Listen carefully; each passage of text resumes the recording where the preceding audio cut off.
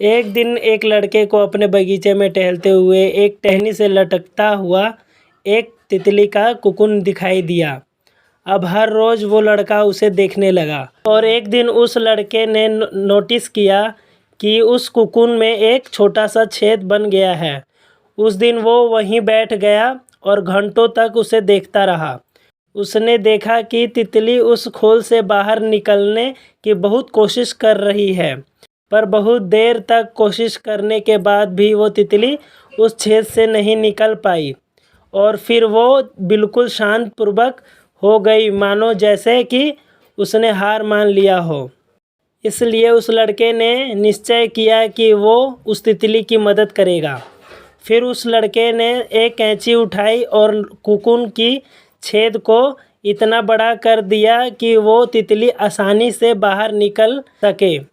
और फिर यही हुआ कि तितली बिना किसी संघर्ष के बहुत आसानी से बाहर निकल कर आ गई, पर उसका शरीर सूजा हुआ था और उसके पंख भी नहीं खुले थे। वो लड़का उस तितली को ये सोचकर देखता रहा कि तितली किसी भी समय उसका पंख फैलाकर उड़ने लगेगी, पर ऐसा कुछ भी नहीं हुआ।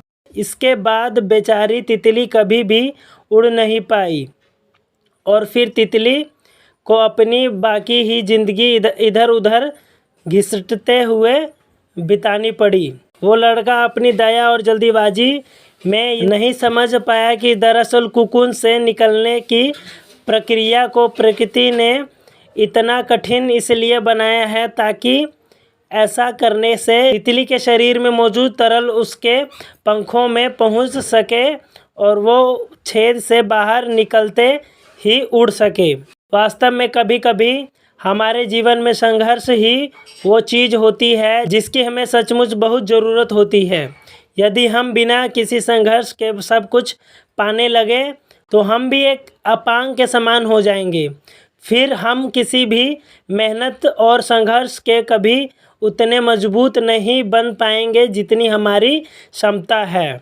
इसलिए जीवन में आने वाले कठिन पलों को अच्छे दृष्टिकोण से देखिए। वो आपको कुछ ऐसा सिखा जाएंगे जो आपकी ज़िंदगी की उड़ान को मुमकिन बना पाएंगे।